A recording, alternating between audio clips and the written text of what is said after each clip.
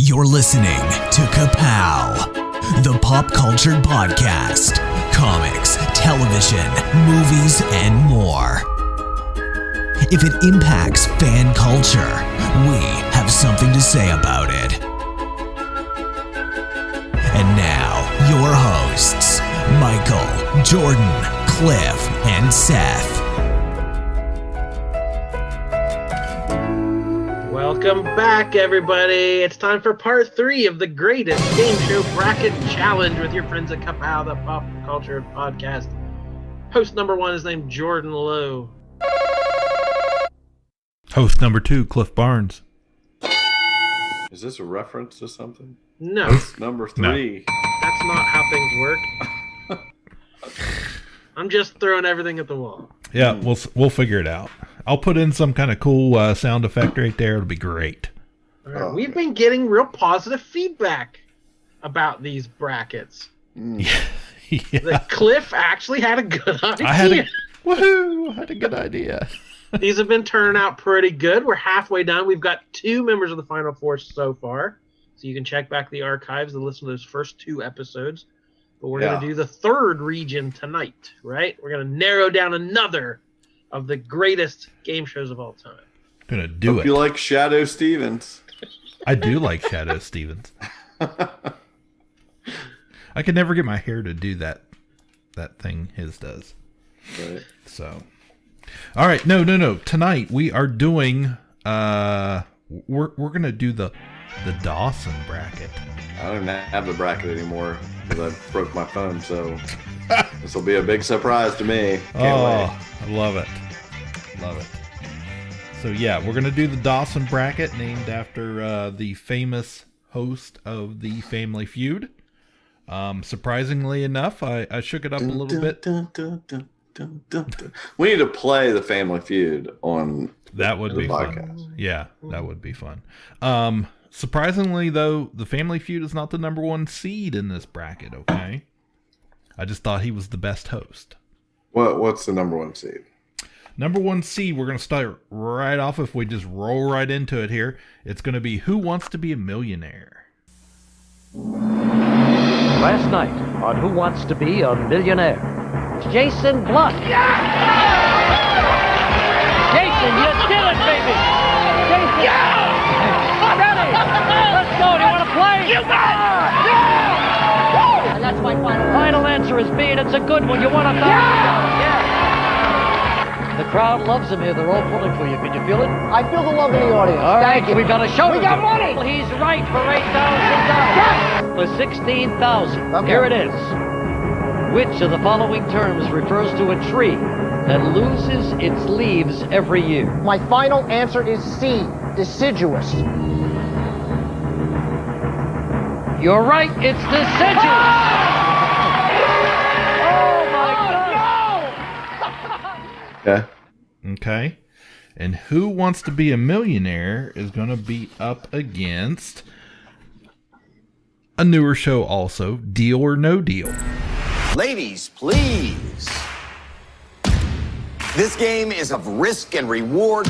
You feel the millions in there? There's something in there. Full of twists and turns. Make it low, baby. That keeps you on the edge of your seat. I think we're here for the million. I'm Howie Mandel, and welcome to Deal or No Deal. There is also a little twist in Deal or No Deal 2.0. You have the opportunity for 1 counteroffer. The question is, what do you want to do for yourself? If I walked out of here with $1 million, I would give my wife the dream wedding that she deserves. You know those little toys that you wind up? That's what you remind me of. This is an opportunity of a lifetime.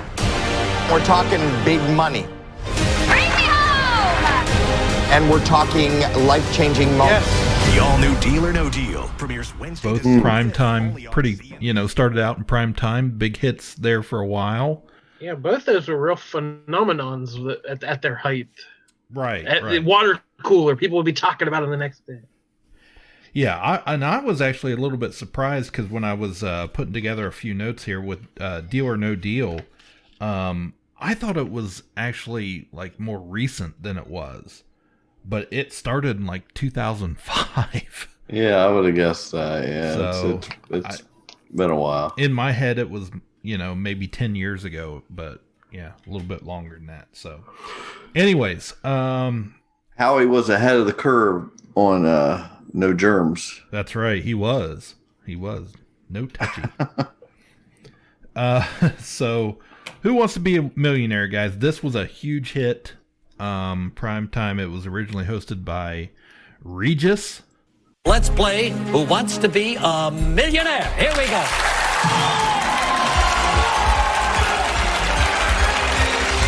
Whoa! Final answer? Final answer. I'm a fat man, Regis. My heart can't take it. I'm just trying to help you sweat off a few pounds. Are you going to make that your final answer? Yes. You had $125,000. You now have $250,000. I believe I will phone a friend. Who do you want to call?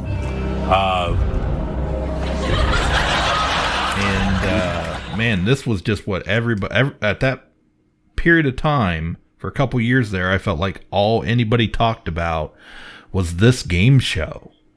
And it bled into, is that your final answer became a term everyone used. Still, you want to phone a friend? Like it's used all the time. Yeah. All the time. Constantly people reference that show. Right. They don't even know they're doing it.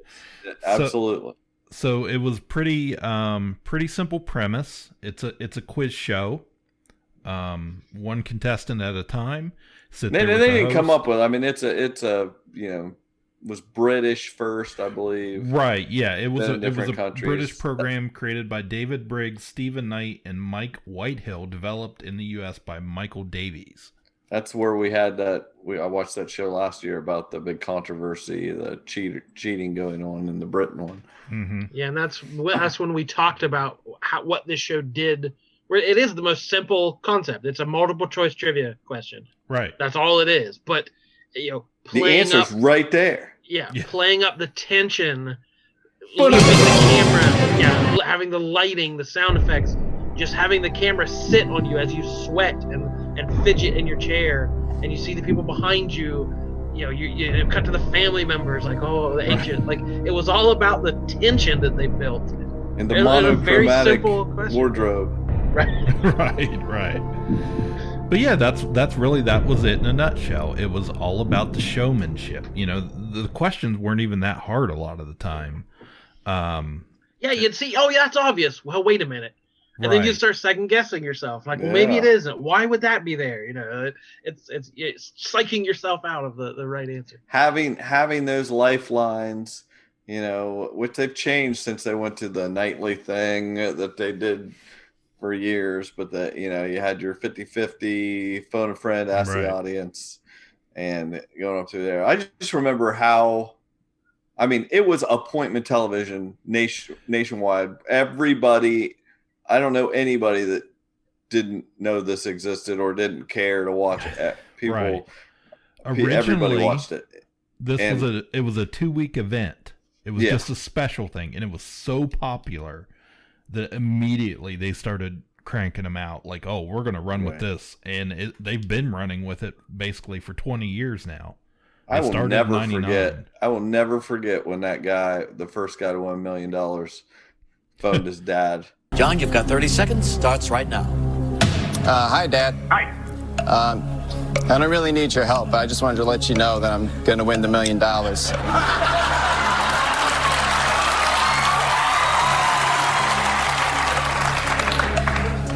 Because the U.S. president appeared on Laughing as Richard Nixon. That's my final answer. Well, my gosh. What can I say except, Debbie, you're going to Paris, and this is the final answer heard all around the world. He's won $1 million. Yeah. It was like, I was just calling to tell you I'm about to win $1 million. And I was like, I maybe, like, if we did a bracket of the most badass baller moves ever done in the world, that might be number one. Yeah. Great television. Awesome. But yeah. So what was the hook of the other one then? The briefcases, right? You had your money. Right. Yeah. So deal or you had your money. You had your banker. some hot chicks holding a briefcase with a number on it. You had all the models. There were there 50 of them? I don't remember. That seems like a lot. Like 20, 25, maybe. I don't know. But they each had an amount in them from $0 to $1 million. Is that right? I don't know. Yeah. And as you opened cases, you would 26 briefcases. Okay. And you would find out, you would cross off values on the board of what could possibly be in the case in your case. And so as they were crossed off, the odds of how much money you could win went up and down. You would occasionally go up to the banker, a silhouette of some dude up there that would call down and make you an offer for your case, basically, to stop now.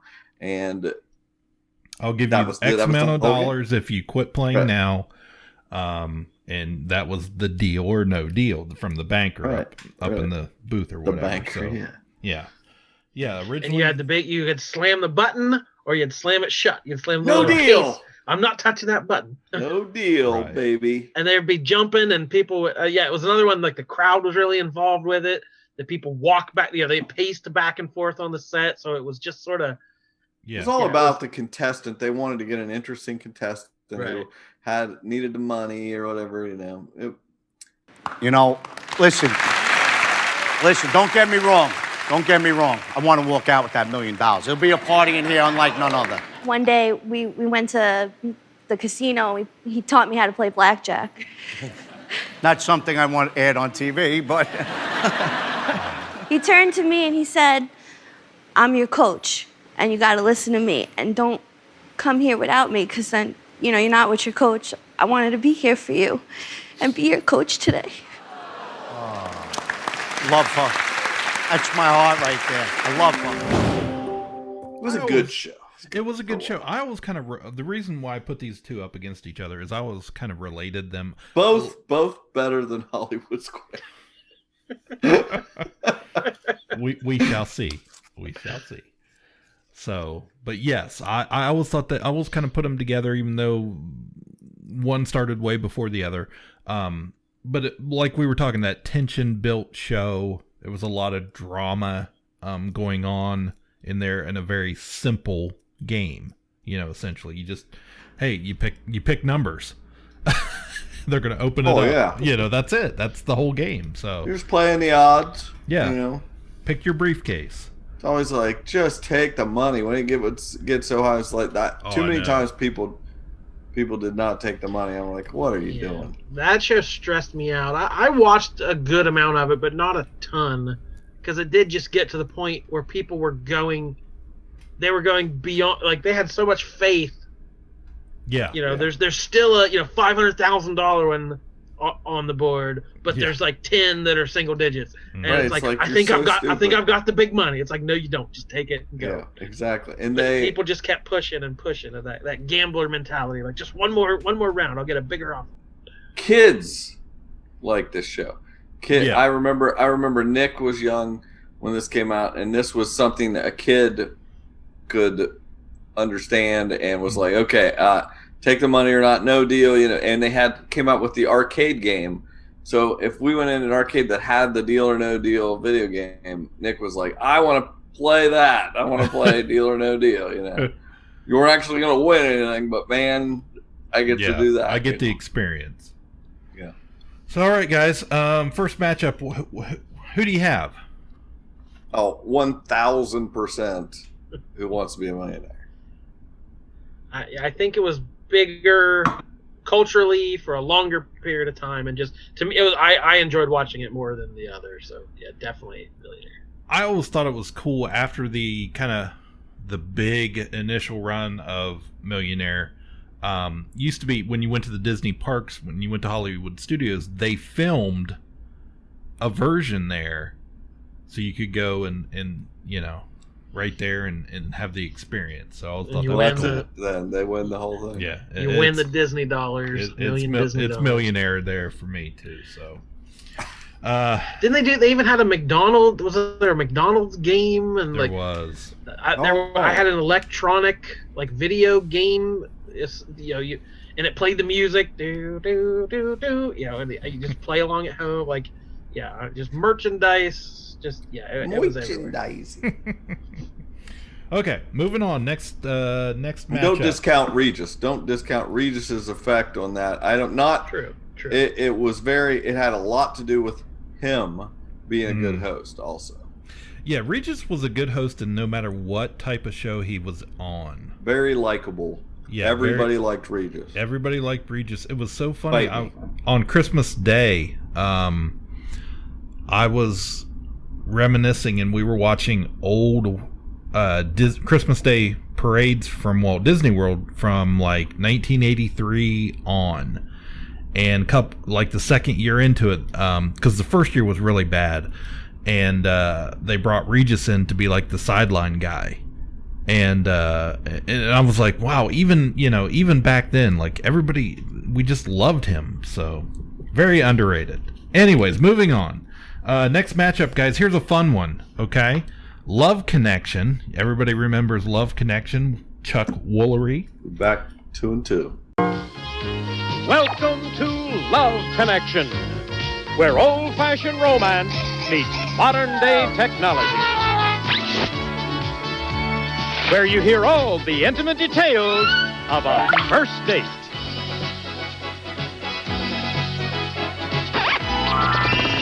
And now, here is our host, Chuck Woolery. Thank you, Johnny Gilbert. Thanks, everybody. Nice to have you here. A good-looking group of happy faces. How are you? All right. Well, SRO here as usual. Let's get started by meeting our first guest now. She thinks that she resembles Liza Minnelli, and she says that she'll only date men who are marriage material. She claims that she can spot a loser. And versus one of my favorites, Remote Control from MTV. Kari Wuhrer. Yeah.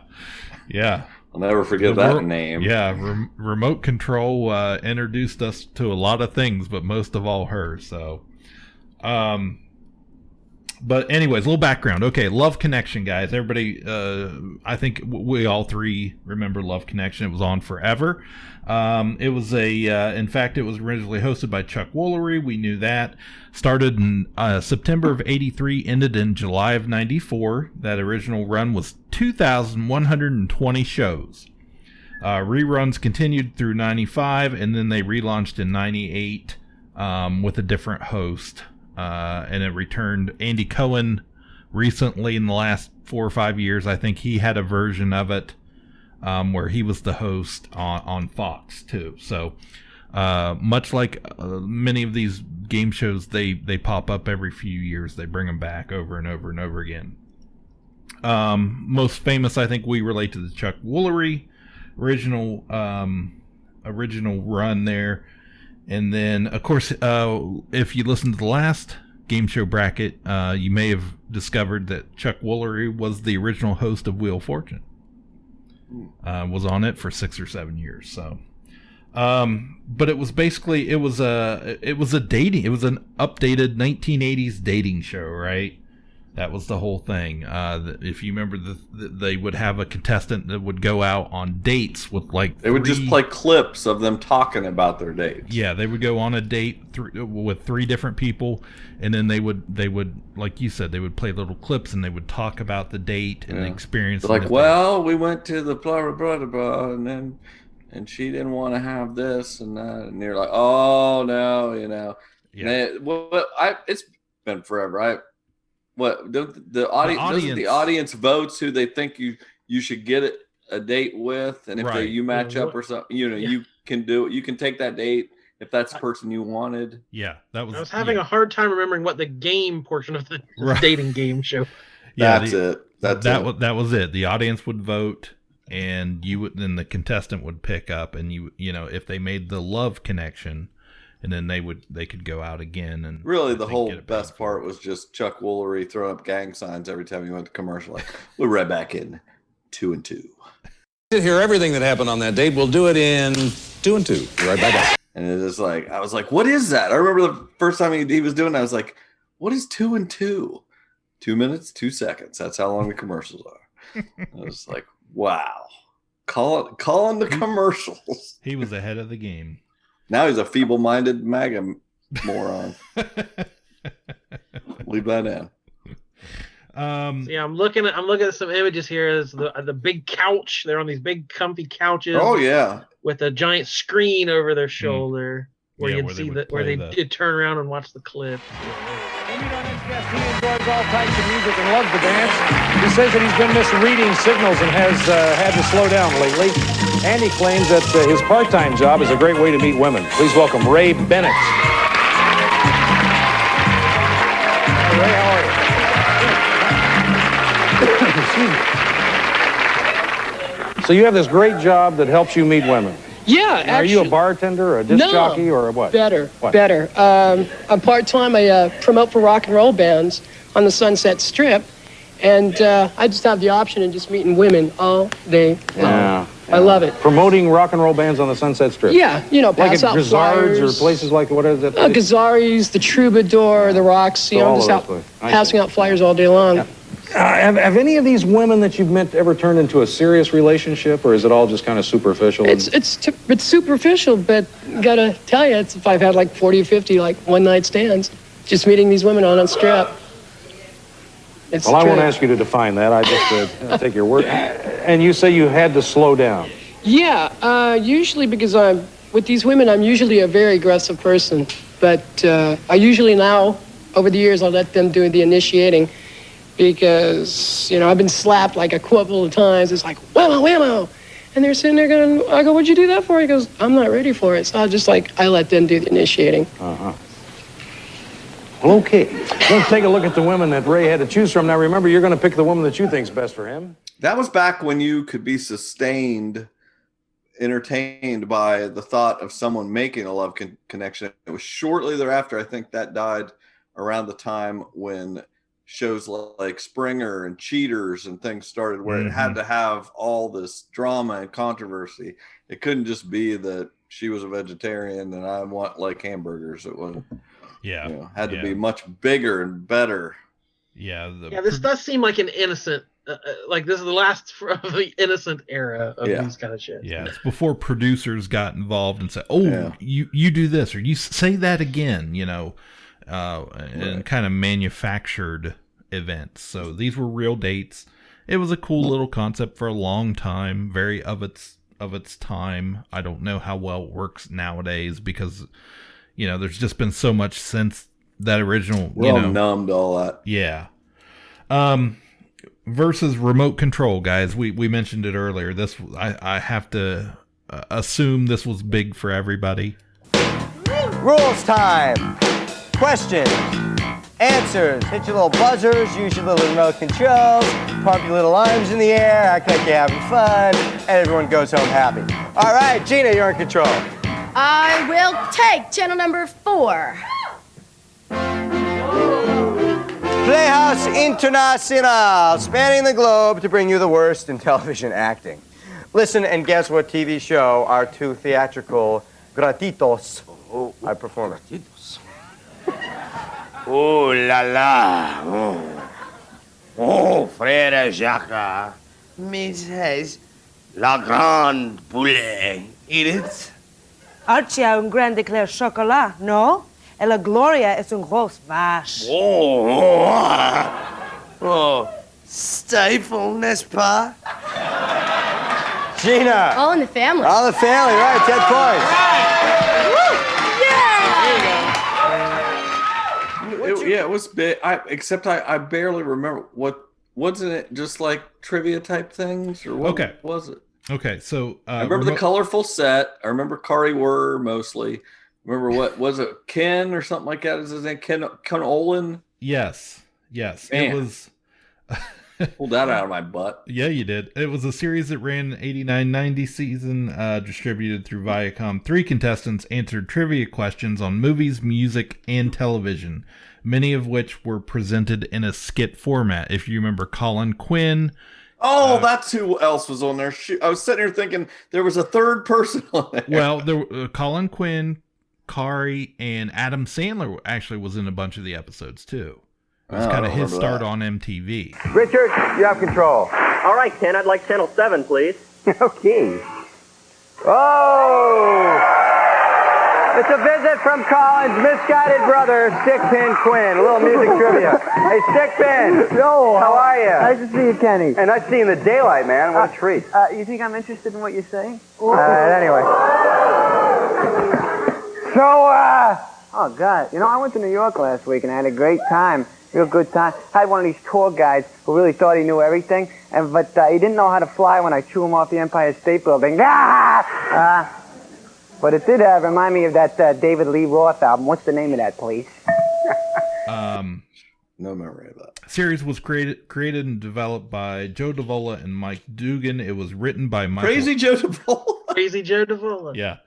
It was written by Michael Armstrong and a host of others. And then, let's see, including Dennis Leary at one point, Colin Quinn we mentioned, Adam Sandler, and a host of others, directed by, doesn't matter.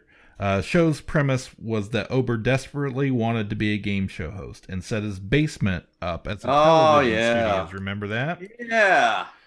The opening song kind of gave you that information. Okay. Sing it.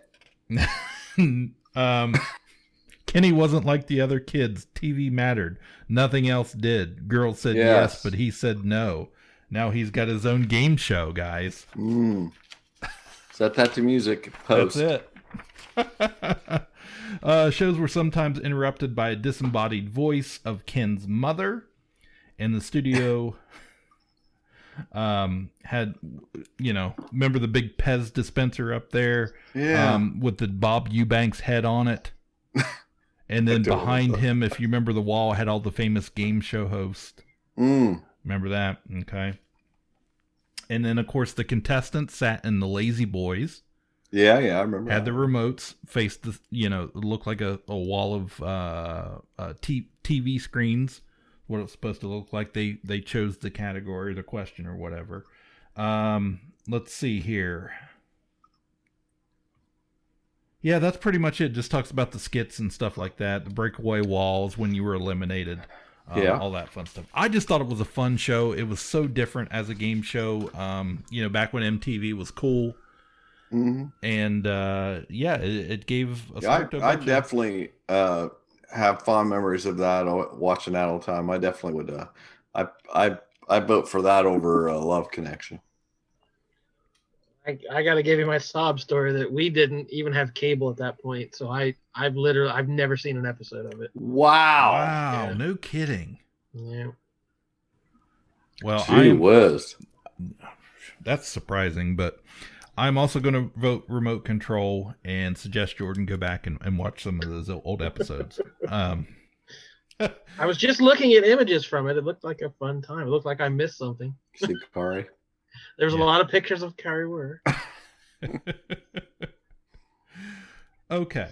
But I watched a lot of episodes of Sliders in later years, and she was on Sliders. So she's in Adventures of Ford Fairlane. Name was Melody. As in a pretty girl is like a. That's what she says. Anything else on Love Connection or Remote Control? Nope. All right, moving on. Next matchup, guys. A show that has just recently came back in the last couple of weeks. Name That Tune versus the GE College Bowl. Okay, start with that garbage. What is that? So the College Bowl was, of course, it was sponsored by General Electric. That's where the GE comes from.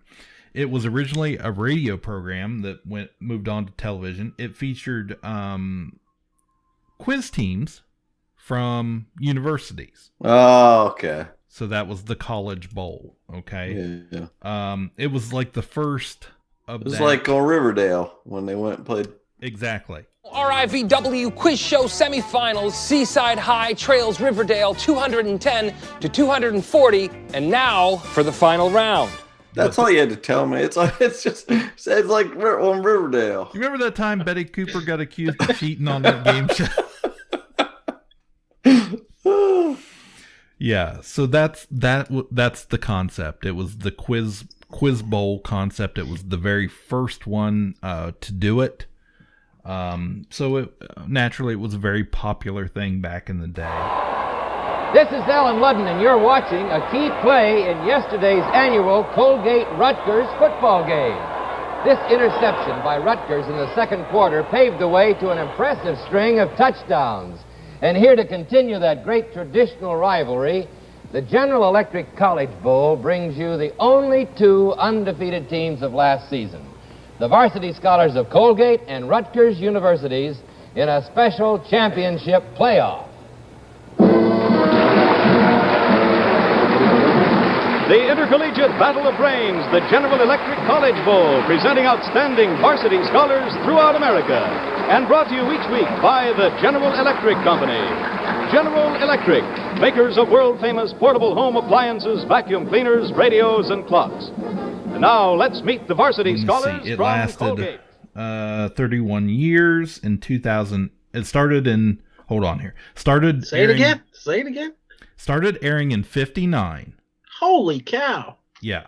59 to 63 on CBS, 63 to 70 on NBC, and then in 77, it became resurfaced as an activity on college campuses through the affiliation with the Association of College Unions International, or the ACUI. That lasted 31 years. In 2008, the College Bowl Company announced its suspension of the College Bowl campus program over cost and financial reasons. It actually says the pilot was shot in 1955, but it didn't move to television until 59 when GE picked up the sponsorship. Each team winning $1,500 in scholarship grants from General Electric. Runner-up teams receiving $500 each. A team's fifth victory awarded them $3,000 from GE and $1,500 from Gimbel's department store. It's the 50s, guys. They got to sit on Santa's lap for free. Right, exactly. Christmas. 17 magazine matched GE's payouts so that each victory won $3,000, and the runners-up later on, Gimbel's. Yeah. What's the other one? Okay. Well, I forgot already. I did too. Oh, name that tune, guys. Yes, you win. Name that tune. These 14 champions have collectively won over $1,400,000 on Name That Tune. Tonight, we brought them back to celebrate our premiere. In the next 2 weeks, they do battle, and one of them will become a super champ and win a second $100,000 in cash and prizes on the new $100,000 Name That Tune. And now, champion Margaret Robinson, the registered nurse, originally from Oakland, California, plays champion Eric Kaplan, a physician, originally from Brooklyn, New York. And now, here's the star of Name That Tune, Jim Lang. Thank you!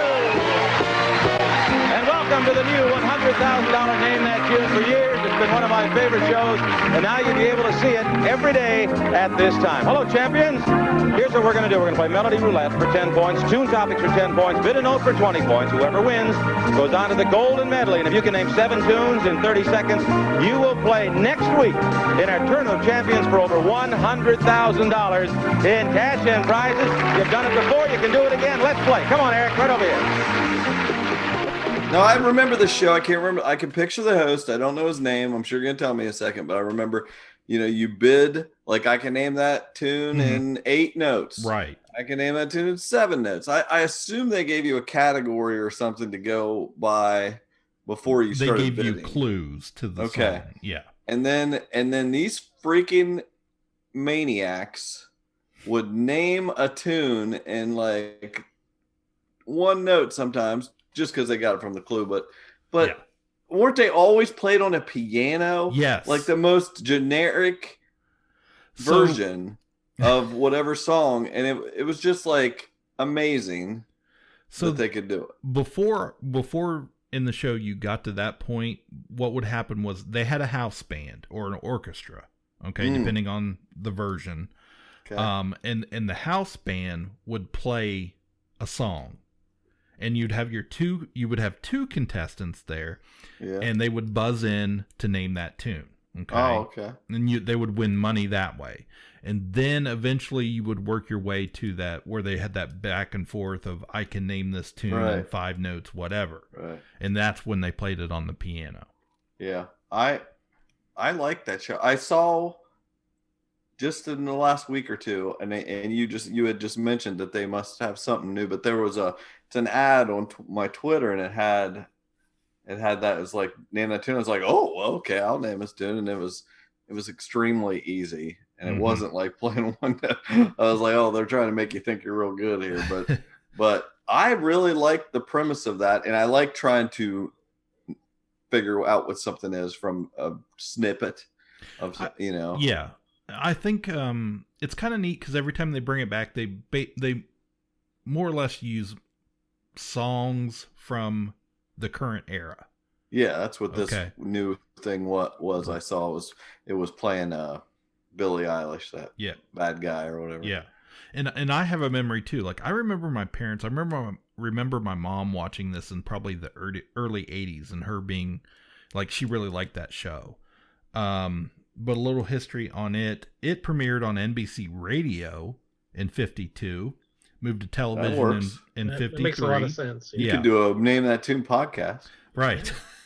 Later moved to CBS, ran until 59, and then July of 74, Dennis James hosted the revival on NBC on daytime television. And then later they did a syndicated version during that time, renamed it the $100,000 Name That Tune in 76, hosted by Tom Kennedy. Tom Kennedy hosted a bunch of game shows at that time period. And then aired through 81, second syndication hosted by Jim Lang, 84 to 85. That's probably what I remember.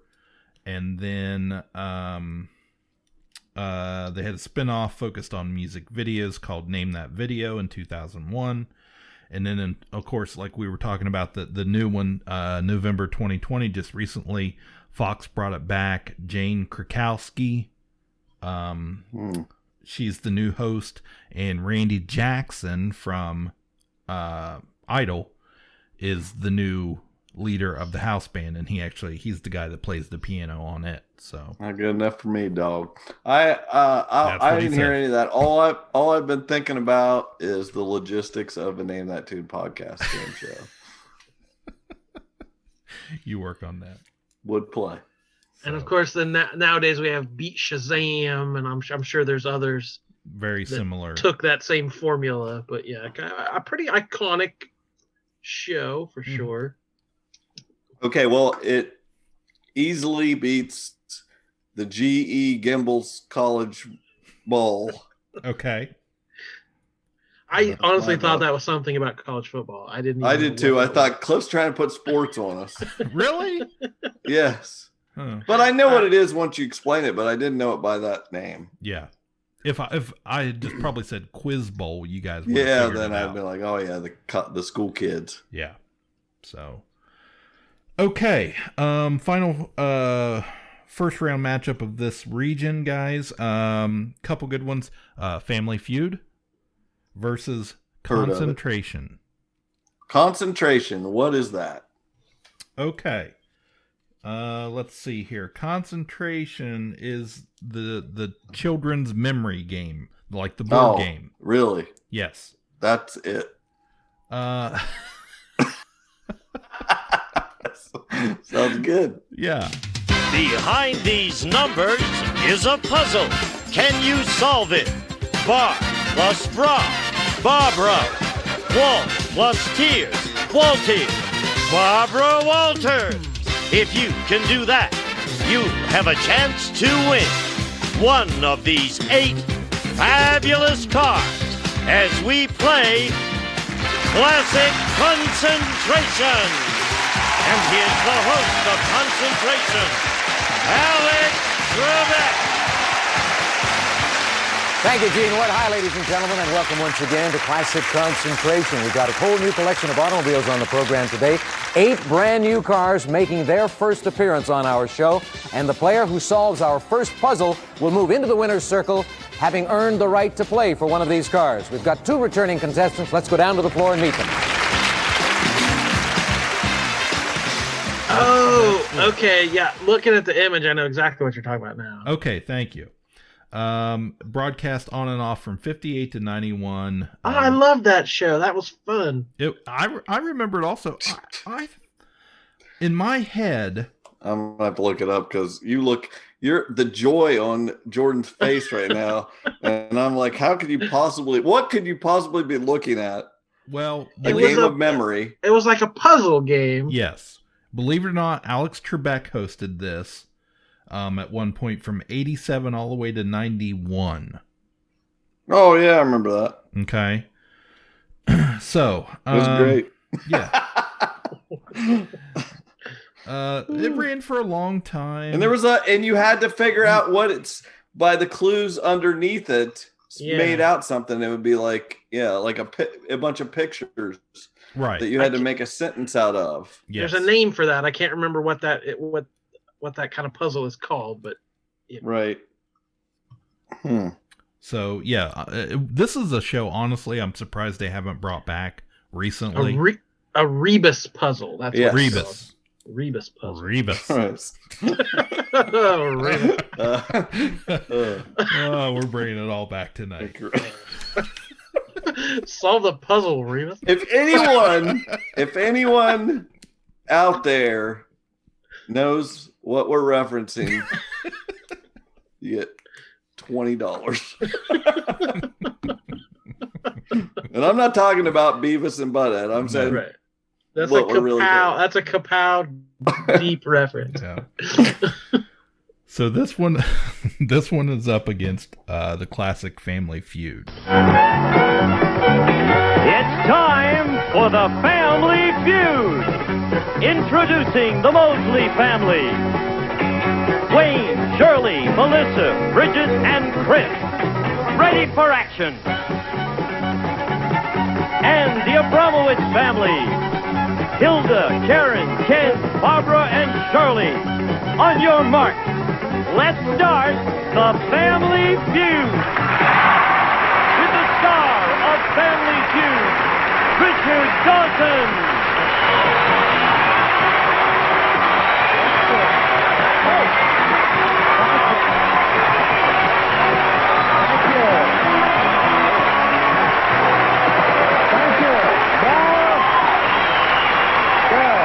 Thank you. Wow. I haven't felt that excited since I got the oil drilling rights to Jack Lord's hair. Thank you. We have got a marvelous show for you, and I just want you to enjoy it. We have 2 families going to come out, battle each other, and try and win a lot of money, and a lot of money can be won. So will you join me, please, and welcome the very first family, the Mosley family. Once again, created by Mark Goodson, guys. Mark Goodson production. Where was Bill? Where's Bill Todman when this was going on? I don't know. All I got's Mark on this one. The show has 3 separate runs. Original 76 to 85 on ABC during daytime. Separate nighttime edition ran syndication. Both, I think they were both hosted by Richard Dawson, of course, of the Dawson region. And then later on in 88, the series was brought back on CBS, nighttime syndication. This was the Ray Combs version. He hosted up until 94, if you remember Ray Combs. There was also Mr. J. Peterman. Ray Combs seemed like he was a little overhyped. He committed suicide. I remember something dark happening. Yeah, the third run began in 99, syndication only, continues all the way to still on today. Host included Louis Anderson. Richard Karn from Home Improvement. John O'Hurley, that we previously mentioned. And Steve Harvey, who is the current host. Yeah. Anthony, give me a boy's name that starts with the letter H. Jose.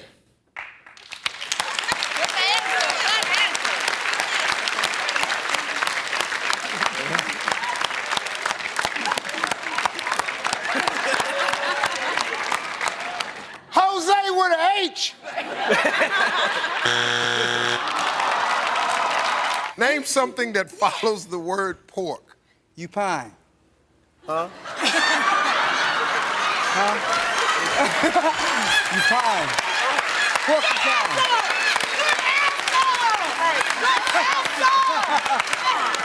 Yes! That's right, Ted! Yes, lunatic! Pork. He said, cupine. And there's a great format on Saturday Night Live to have a bunch of like celebrity impressions. They bring in the Family Feud skits to have a whole bunch of characters that interact at once. It's usually pretty good. Suck it. Suck it, Trebek. No, this is again, it's a survey show. They take a survey, ask a question, tally the answers, put them up on the board, the most popular answers, and then you have your team is your family, and 100 up against people another surveyed, family. top 5 answers on the board. Here's the question. Right. And then Now we've been talking about what you think you'd be good at. I think I this might be my game. I was usually pretty good at this, especially like the final one. Oh yeah, Fast money. The fast money. Fast money. You want to play fast money? Yeah. Near the sound. Yeah. So I would always the main game. Nick hated when we watched this. Whenever they did you'll hear the sound. I would always reach over and have my finger right there. When they did it, I would go touch him. He's like, "Will you stop doing that?" Yeah, the main game would have some out there answers that 2 or 3 people would say, but the fast money usually it was just the popular answer. So that was a little. The Dawson region, you gotta lean into the fact the guy was kissing everybody from all ages. Yeah, he 5 to 500, he would smooch you right on the mouth. Yeah, he did not care. It was definitely a different time. All comers. Yeah. What's it? What do you think? You know what that means? Hello. Hello. What do you think? Yeah, wouldn't go too well today, but man, he sure made a living off of it. It's a living. And he leaned up on the podium and everything was just like, "Hello, everybody. I'm Richard Dawson." Yeah, always smooth stripes everywhere. Yeah. Yeah. Oh man, he had the Caesar haircut half the time. I'm also a big Family Feud fan. So I now when I looked up the images of concentration, I got a little excited. Like Jordan's face lit up. I agree. That's one I totally forgot about, but I remember watching and yeah, I really like that. But no contest. Family Feud. Family Feud. Name an animal with 3 letters in its name. Frog. Something found in a refrigerator. Milk. A brand of gasoline. Regular. Something that comes with a summer storm. Snow. A sport with an all-star game. Turn around. You may never be up here again. Let's take a look. I don't believe it. Name an animal with 3 letters in its name. You said frog. Our survey said 0. 2 people would have to say that. Something found in a refrigerator. You said milk. Our survey said 28. A brand of gasoline we wanted. You said regular. That's a good brand. Our survey said It's the brand I use. something that comes with a summer storm. You gave me the answer. Snow. Our survey said Okay, so first round matchups are all finished up. We're going to run through the rest of these until we get a winner real quick. I feel like this went too smoothly and too quickly. We all agreed too much. After the last so episode, it might get ugly now. Yeah, after the last episode, I think we were trying to smooth it over a little bit. I just went in and said to Nick, I was like, so far so good. I was like, wait a minute. This is going to take a terrible turn. Well, I didn't want to point out that last episode when we started, you didn't even know what match game was. You're like, wait, what's match game? Explain match game to me. Yeah. And then when I didn't know about and then you were so passionate about it. It was worth quitting It's such the a whole shit. generic title. That's a lot. I have It that should problem be with a lot of sexy these. match game. Yeah, like when he said Love Connection, I was thinking the dating game. Like everything's very close to each other. Yeah. Okay, guys. Millionaire. Who wants to be a millionaire? Millionaire, whichever version, versus Remote Control. Yeah, Millionaire. Really? Greatest game show of all time. I think Remote Control. Remote Control was more influential. I'm just trying it out. I'll do the protest vote. It was more of an influence on me. I definitely got more entertainment out of Remote Control. It seems to me it was like Generation X's version. Like, game shows have been around for 50 years and they're stuffy and silly. Like, we're gonna do it irreverently and we're gonna make it crazy. Like, it wasn't that huge. Okay. It was, Who Wants to Be a Millionaire was enormous. Yeah, for the masses, I get it. Yeah, but there was a reason. Oh yeah, sorry. This podcast is not for the masses. Yeah. This is a niche podcast. Yeah. So, all right, Millionaire, Jordan. You never watched Remote Control? All right. Write that one in there real quick. Okay. Next one. Name That Tune versus Family Feud. That's the matchup? That's the matchup. That's easy for me. I don't know if we're trying to build any drama to this. Well. I loved Family Feud for years and years. I could still watch it. If I see it in syndication or around, I'll stop and watch a few rounds of it. I'm a Family Feud fan. Yeah, I do too. Even Steve Harvey, the current host, he's really good too. I remember liking Louis Anderson when he took over, kind of that dry, humor. Steve Harvey is a very good Family Feud host. Like he has really nice comedic timing with the contestants. And it has some of that stuff that these other shows we talk about have, where it's like they'll set you up for a sort of a double entendre or something a little bit dirty, and then be like, no, whoa, let's not go crazy here, and they everybody oohs and ahs, and we have a good time. Now it's funny. We have a good time because we're family. And then Grandma says, "Oh dear."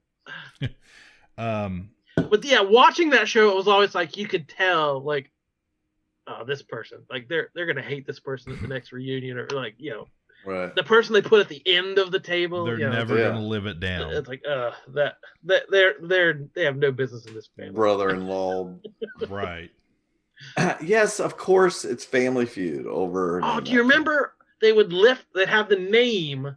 And they'd lift the screen, and they'd be like posed like a tableau. It's like the Johnson family, and they'd be like posed around doing something silly. Like, how? Now I'm picturing the Lowe boys or whatever, the Lowe family. Wow, what would that pose be like? I don't know. Wow. You guys, next time you're together after the pandemic, do a Family Feud photo. Yeah, get your mom in there and hello, pose it out. $5 a point, $690. For folks, they got a 4-day total of $41,520. And remember, the Lowe family is coming back to play for a chance to drive out of here in a brand new car. We'll find out next time. We'll see you, folks. I'm Steve Harvey. I will say we're doing a Family Feud episode for sure. I will say this about Name That Tune, the new version. I've watched 2 or 3 episodes of it. My daughter really likes it. It's a new concept for her. I found it rather, I don't know, kind of boring, but I was familiar with it. But for her, like, she really did. She's like, she was yelling stuff out, Taylor Swift songs out at the TV and stuff. Like, it was fun. It was a fun watch with her. So still, nothing against it. It's just, it's not going to match up with the juggernaut that is Family Feud in this bracket. So it is the Dawson region. It is the Dawson region. Okay, guys, number one seed. Number one seed to pick a winner for this region. Who Wants to Be a Millionaire versus Family Feud? I gotta say, Family Feud's about the only thing in this whole area that would even stand a chance against Millionaire. Yeah, definitely. I kind of put it in there. I thought that was definitely the dark horse in this bracket. If anything's going to take Millionaire out, I think it's Family Feud. So it's got a longer history. Yeah, I'm kind of thinking that way of like when Millionaire was huge. That was the only thing. But like I haven't watched it. I watched maybe one of the Jimmy Kimmel ones they've done recently. They had some of the celebrity ones. Like I have not watched it or thought much about it in a long time. Like I said, if Family Feud's on, I might flip past and watch it for a bit. So I don't know. Has Family Feud have longer legs? Is it more of a long-term show than Millionaire ever has been? That's kind of how I'm looking at the two of them. It's the longevity, how much longer I've enjoyed Family Feud. I remember watching it with my parents, and then watching, I've watched it with my kids and my wife, and everybody's shouting stuff out. Everybody's got their own survey says. So, Seth, you got a differing opinion? Sounds like on you this? guys are both voting Family Feud. I think he's reaching for his laptop as we speak. No, I don't even agree. Your whole theory that it's a dark horse is, if that's supposed to, if that makes us feel better, like it's a Ka-Pow pick, that's great. But it should have been the number one seed in this bracket. Well, okay, I thought Millionaire. I think it's a shoe-in. It beats everything in this bracket. Oh, okay. Wow. See, So when I say 100%. number one seed, it's because, in fact, now that we're all going to put it in, it's going to win this section. There's one section that really sticks out now. Well, there's one bracket section that suddenly looks really dumb. The one we haven't done yet? The one with Hollywood Squares. The one that didn't pick Wheel of Fortune because Wheel of Fortune's terrible. Right. Hey, that's why we do it. We got to play it out. Anyway, yes, it's Family Feud. Okay, Family Feud. Awesome. Like Dawson. Well, I certainly hope everybody enjoyed that. That was my favorite one yet. Cool. I will agree that I wasn't sure about this bracket, and I just couldn't come up with a better idea at the time, and it certainly has been fun. I hope everybody else. I'm gonna try to. It's inspired me to try to figure out ways for us to play some of these games on the podcast. So Definitely, we're gonna have to figure it out. Yeah, I'm gonna look into that. Definitely some maybe a few here that might transition into a. If we want to invite the patrons, most of them are my family, so we can be family. So I said, get your picture taken. Well, we've kind of done our own little, we've had our own little trivia night several times now with the patrons, and that's kind of that GE College Bowl feel. Mm-hmm. That's a version of that we've been playing. Welcome already. to the KPP College Bowl. All right, we did it. Yeah, one more to go, guys. Hooray. One more to go. Yeah, we've almost got this settled. Who will be the fourth to join the final four of Family Feud? Yeah, Hollywood Squares. And what or The Price is Right. Price is Right. We got one more to add to that pantheon of the greatest of all time, and we will settle all that shortly. So stay tuned, and we'll be back with more soon of the greatest game show bracket challenge. But until then, my name is host number 1, Jordan Lowe. Host number 2, Cliff Barnes. I still don't understand this. I'm Seth. Bye forever. Ka-Pow, the pop cultured podcast, is intended for entertainment and information purposes only. Sounds, music, and clips played during the podcast are property of copyright holders. All original content is property of www.udownwithkpp.com. If you enjoyed this podcast, please subscribe and leave a comment. Ka-Pow, the Pop Cultured Podcast, is available on Apple Podcasts, Google Podcasts, Podbean, Spotify, and wherever podcasts can be found. You can connect with us through social media on Facebook, YouTube, at the Ka-Pow Podcast on Twitter, or email the show, Ka-Pow, the Pop Cultured Podcast, at gmail.com. If you really want to go the extra mile, please sign up to be a patron through the Podbean app or our website, www.udownwithkpp.com, to receive special content and early access to some episodes. We are grateful to anyone that chooses to contribute, but please know that most of our content will always remain free, so please continue to like, comment, and share.